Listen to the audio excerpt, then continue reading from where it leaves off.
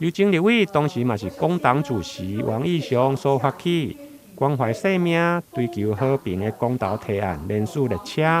6号上午来到台南，由议员王嘉珍陪同召开记者会。现场包括全国交通运输工会理事长严坤全、秋岛的总指挥林子文等人，拢到场来宣讲反战争、爱和平的诉求。因为目前的政治现况，民进党是不敢跟大陆去和谈，甚至大陆也不愿意跟这个民进党去和谈。那国民党呢，更是不敢。他为了这个取得这个政权，怕戴红帽子，所以他不敢，不敢。所以我希望这个透过这个公投，创立一个这个平台，让这个政客有这个名分的去跟大陆谈。那有谈才有和平的这个希望，所以这个是我推动这个和谈最主要的这个目的。安居乐业是人人所期待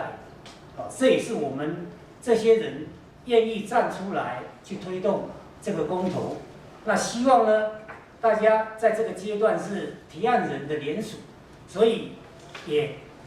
诚恳的呼吁跟召唤，您也来当这个提案人，那签署这个提案，让他能够在这个成为公投的案子。我们要和平，不要战争。就像各位媒体朋友拿到的我们这边是一个这个关怀生命、追求和平的，这叫做一个应该怎么讲范例的参考我们的开宗明义的主题就是反战争、爱和平、捍卫台湾需要您。王博士刚刚讲话的总结，我相信就是关怀生命、追求和平这8个字就可以这一言以蔽之让大家很清晰的了解